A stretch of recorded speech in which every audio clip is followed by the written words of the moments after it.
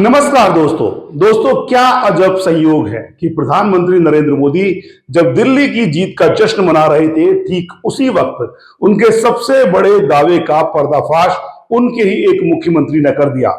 नरेंद्र मोदी के उस मुख्यमंत्री ने बीजेपी के नफरत की राजनीति का पूरा सच पूरे देश के सामने उघाड़ कर रख दिया। प्रधानमंत्री के दो सबसे बड़े दावे क्या है? विकास और डबल इंजन। पूरे देश में हर राज्य के चुनाव में प्रधानमंत्री नरेंद्र मोदी का यही दावा होता है कि उन्हें उस राज्य की सत्ता भी चाहिए, क्योंकि तभी उस राज्य का विकास हो पाएगा। क्योंकि केंद्र और राज्य दोनों जगह उन्हीं की पार्टी की सत्ता का डबल इंजन विकास की ओर बढ़ेगा। वैसे तो आप इस बात में एक छिपी हुई धमकी भी देख सकते हैं कि अगर किसी राज्य में मोदी जी को बहुमत नहीं मिला तो वहां कोई विकास होने वाला नहीं है। इसका उदाहरण आप पिछले 10 साल से दिल्ली में भी देख रहे हैं दोस्तों। लेकिन अब ऐसे दावों का सच भी नरेंद्र मोदी के एक मुख्यमंत्री ने खोल दिया है। प्रधानमंत्री के डबल इंजन के उस सच को आप पिछले 2 साल से मणिपुर में देख रहे हैं। मणिपुर के मुख्यमंत्री एन बीरेन ने कल शाम इस्तीफा दे दिया। लेकिन दोस्तों, आपदा में अवसर की तलाश करने वाले हमारे प्रधानमंत्री के डबल इंजन का सच सिर्फ एक मणिपुर में सामने नहीं आया है, और सिर्फ मणिपुर के मुख्यमंत्री का इस्तीफा ही इसे विराम नहीं लगाता। इस कड़ी में कानून व्यवस्था के असल जिम्मेदार केंद्रीय गृह मंत्री अमित शाह भी सुप्रीम कोर्ट के निशाने पर आ सकते हैं, और उत्तर प्रदेश में सवालों में घिरी कानून व्यवस्था के साथ ही अमित शाह की राजनीति के आड़े आ रहे हैं और बदलती राजनीति में नरेंद्र मोदी को कमजोर कर रहे हैं। दोस्तों, मुख्यमंत्री योगी आदित्यनाथ का नंबर भी उसमें आ सकता है, और ऐसी किसी भी बात पर शायद देश को हैरानी भी ना हो, क्योंकि खुद को बचाए रखने के लिए मोदी सत्ता किसी को भी सूली पर चढ़ा सकती है। दोस्तों, मणिपुर के सीएम के इस्तीफे की खबर सुनकर लोगों का पहला रिएक्शन शायद यही रहा होगा, थैंक गॉड, चलो 2 साल बाद ही सही कुछ शर्म तो आई, शायद अब मणिपुर के हालात कुछ सुधर सके। लेकिन दोस्तों, ये इस्तीफा ना ही शर्म की वजह से है और ना ही प्रधानमंत्री मोदी की मौजूदा नीतियों से मणिपुर में सुधार के कोई आसार हैं। बीरेन सिंह का इस्तीफा असल में प्रधानमंत्री मोदी और मणिपुर की बदहाली के लिए सीधे सीधे जिम्मेदार केंद्रीय गृह मंत्री अमित शाह की पूरी सियासत पर पर्दा डालने की एक कोशिश है। खुद बीरेन सिंह भी अपनी एक बड़ी फजीहत से बचने की कोशिश कर रहे हैं, लेकिन कानून का शिकंजा उन पर अभी भी लटक रहा है। ये पूरा कच्चा चिट्ठा आज आपके सामने रखेंगे दोस्तों कि आखिर क्यों 2 साल बाद अचानक मणिपुर के सीएम को इस्तीफा देना पड़ा, कैसे सुप्रीम कोर्ट से उन पर तलवार लटक रही है, और अगर बीरेन सिंह इस्तीफा नहीं देते तो कैसे नरेंद्र मोदी और अमित शाह तक लपेटे में आ सकते थे। अमित शाह को तो आरएसएस प्रमुख मोहन भागवत भी सीधे सीधे खरी खोटी सुना चुके हैं, लेकिन पार्टी विद डिफरेंस की सबसे बड़ी खूबी यही है कि उसके आलाकमान को किसी की बात से कोई फर्क नहीं पड़ता। शर्मिंदगी या जिम्मेदारी जैसे शब्द उनकी डिक्शनरी में ही नहीं है। मणिपुर से ज्यादा बुरे हालात नरेंद्र मोदी के मुख्यमंत्री रहते हुए गुजरात के भी हुए थे।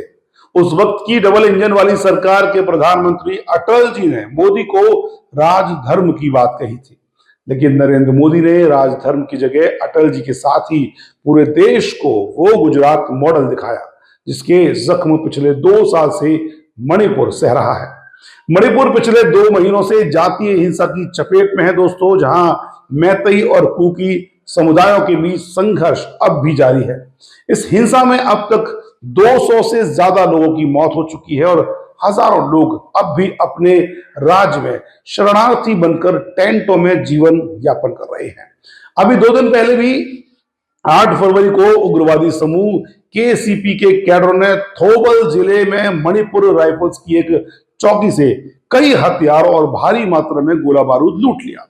हालांकि बाद में पुलिस ने एक उग्रवादी को गिरफ्तार कर लिया और हथियार भी उसमें से बरामद कर लिए, लेकिन गुजरात मॉडल के सहारे केंद्र की सत्ता तक पहुंचे नरेंद्र मोदी के राज में मणिपुर के सीएम का इस्तीफा नहीं होना था, और 2 साल से वो हुआ भी नहीं। खुद प्रधानमंत्री मोदी इन 2 साल में एक बार भी मणिपुर नहीं गए हैं दोस्तों। ये सत्ता के मोदी मॉडल में डबल इंजन का और विकास का सच है। आखिरकार इस्तीफा हुआ तब जब नरेंद्र मोदी की पूरी मणिपुर सरकार के गिरने का खतरा मंडराने लगा, जब उनके मुख्यमंत्री और सुप्रीम कोर्ट का चाबुक चलने की नौबत नजदीक आ गई।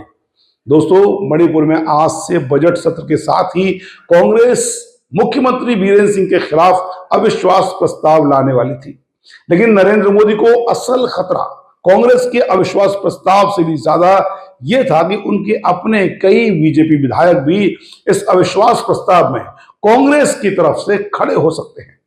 कल सुबह मुख्यमंत्री बीरेंद्र सिंह ने सीएम सचिवालय में जब विधायकों की मीटिंग बुलाई तो ज्यादातर विधायक मीटिंग से गायब रहे।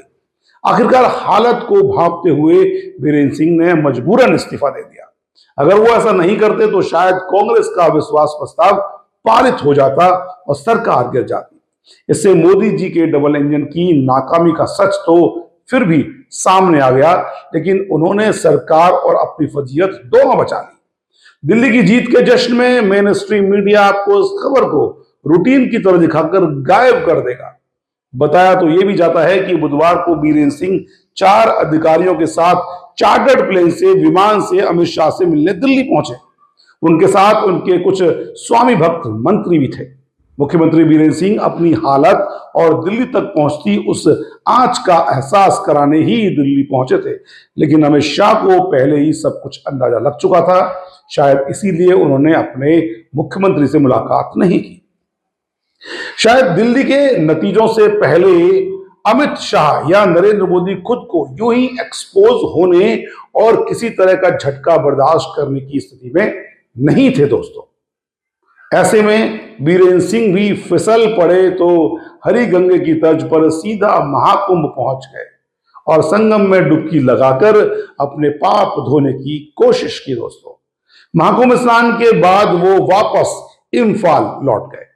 उन्होंने सोशल मीडिया में पोस्ट भी किया कि इस पावन संगम में खड़े होकर दिव्यता का आलिंगन होता है। दोस्तों, इसका शीतल जल केवल शरीर को नहीं बल्कि आत्मा को भी शुद्ध करता है और जीवन के समस्त बोझ हर लेता है। 2 साल से जो राज्य अपने 2 समुदायों की हिंसा में जल रहा है, जिस राज्य के मुख्यमंत्री पर खुद उस हिंसा को भड़काने का आरोप है, मैतेई समुदाय को कुकी समुदाय के खिलाफ उकसाने की मुख्यमंत्री बीरेंद्र सिंह की कथित ऑडियो क्लिप की जांच रिपोर्ट जो थी सुप्रीम कोर्ट तक पहुंच चुकी है। दोस्तों, जिस पर सुप्रीम कोर्ट का फैसला कभी भी आ सकता है। उस राज्य का मुख्यमंत्री महाकुंभ में दिव्यता और आत्मा की शुद्धि जैसी बातें कर रहा है। सनातन और चुनावी हिंदुत्व के नाम पर किसी धर्म का इससे बड़ा अपमान भला और क्या हो सकता है। लेकिन मौजूदा सत्ता का सच यही है। दोस्तों, मणिपुर का सच छिपाने की सूरत नरेंद्र मोदी और अमित शाह को शनिवार को मिल गई, जब सत्ता के मोदी मॉडल के जरिए दिल्ली में बीजेपी का कब्जा हो गया। तो शनिवार को अमित शाह ने दिल्ली में अपने मुख्यमंत्री बीरेंद्र सिंह से मुलाकात की और रविवार शाम बीरेंद्र सिंह ने इस्तीफा दे दिया। इस दौरान भी बीरेंद्र सिंह को बचाने की कवायद होती रही। 4 फरवरी को अमित शाह और मणिपुर के राज्यपाल AK भल्ला की बातचीत में भी सरकार को बचे रहने की कोई सूरत नहीं दिखाई दे रही थी। बताया जाता है कि मणिपुर विधानसभा अध्यक्ष टी सत्यव्रत सिंह पिछले हफ्ते दिल्ली में बीजेपी अध्यक्ष JP नड्डा से मिले थे। तब नड्डा ने कांग्रेस के अविश्वास प्रस्ताव को रद्द कराने के बारे में पूछा था, लेकिन विधानसभा अध्यक्ष ने ऐसी कोई गुंजाइश होने से साफ इनकार कर दिया था, क्योंकि कांग्रेस के प्रस्ताव के समर्थन ज्यादातर बीजेपी विधायक और मंत्री ही थे, जिन्होंने कल सुबह से ही मुख्यमंत्री बीरेंद्र सिंह के खिलाफ कांग्रेस के अविश्वास प्रस्ताव को पारित कराने के लिए लॉबिंग शुरू कर दी थी। बीरेंद्र सिंह के इस्तीफे पर राहुल गांधी ने एक्स पर लिखा है, करीब 2 साल बाद या 2 साल तक बीजेपी के सीएम बीरेंद्र सिंह ने मणिपुर में विभाजन को बढ़ावा दिया है। प्रधानमंत्री मोदी ने मणिपुर में हिंसा, जानमाल के नुकसान और आइडिया ऑफ इंडिया के विनाश के बावजूद उन्हें बने रहने देने की अनुमति देते रहे। सीएम बीरेंद्र सिंह के इस्तीफे से पता चलता है दोस्तों कि बढ़ते जन दबाव सुप्रीम कोर्ट की जांच और कांग्रेस की अविश्वास प्रस्ताव ने फैसले पर मजबूर किया है। राहुल गांधी का कहना है कि प्रधानमंत्री नरेंद्र मोदी को फौरन मणिपुर जाना चाहिए और राज्य में शांति बहाल करने की कोशिश करनी चाहिए। बीजेपी के कई विधायक और कई मंत्री लंबे समय से बीरेन्द्र सिंह को हटाने की मांग भी कर रहे थे। लोकसभा चुनाव में एनडीए ने मणिपुर की दोनों सीट गंवा दी, तो पिछले साल अक्टूबर में मणिपुर बीजेपी की एक बड़ी टीम ने पीएम पर दबाव बनाया कि बीरेन्द्र सिंह को फौरन हटाया जाए, लेकिन नरेंद्र मोदी ने कोई एक्शन नहीं लिया। इतनी सारी बातें और मणिपुर के बेकाबू हालात से समझने के लिए काफी है दोस्तों कि नरेंद्र मोदी की डबल इंजन सरकार का सच क्या है। उस सच को छिपाने की कितनी कोशिश की गई। खुद नरेंद्र मोदी ने अपने सच से बचने के लिए 2 साल में कभी मणिपुर का दौरा नहीं किया, जिक्र तक नहीं किया दोस्तों। यहां तक कि लोकसभा चुनाव में प्रचार के लिए भी मणिपुर का रास्ता नहीं देखा, पहुंचे ही नहीं वहां। लेकिन सच को कुछ वक्त के लिए छिपाया तो जा सकता है, कुछ वक्त के लिए इसे दबाया जा सकता है, लेकिन हमेशा के लिए जमींदोज नहीं किया जा सकता दोस्तों। जब सरकार गिरने की नौबत आ गई तो बीरेन्द्र सिंह के इस्तीफे का वक्त भी वो चुना गया कि देश दिल्ली में 27 साल बाद बीजेपी सत्ता के जश्न में डुबोया जा चुका है और प्रधानमंत्री नरेंद्र मोदी विदेश यात्रा पर निकल चुके हैं। सत्ता के मोदी मॉडल में सत्ता हासिल करने से लेकर सत्ता को चलाने तक के सारे पैंतरे अब फाश हो चुके हैं। डबल इंजन का सच भी सामने आ गया है, लेकिन इस तमाम सच से ऊपर एक सच ये भी है दोस्तों कि लोकतंत्र में अब मौजूदा सत्ता ने चुनावी जीत को ही सबसे बड़ा सच बना दिया है। वो जीत चाहे जैसे भी हासिल की जाए, लेकिन चुनावी जीत के बाद हर गलत को सही ठहराया जा सकता है। अगर कोई आवाज उठती भी है तो उसके सामने चुनावी जीत की दलील बनाकर पेश कर दी जाती है। सर्वोच्च अदालत तक के फैसले इस चुनावी जीत के सहारे पलट दिए जाते हैं दोस्तों। तो फिर सही क्या है, गलत क्या है?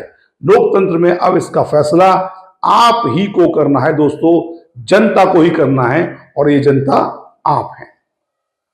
तो दोस्तों, ये जानकारी भरा वीडियो आपको कैसा लगा? इस लिंक को शेयर करें, लाइक करें, कमेंट जरूर दें कि आपको ये एनालाइज कैसा लग रहा है। आप इसके विरोध में हैं, इसके साथ हैं, आपके जो भी विचार हैं आप कमेंट में हमें जरूर दें, ताकि ऐसी ही कुछ जानकारियां आप तक और पहुंचती रहें।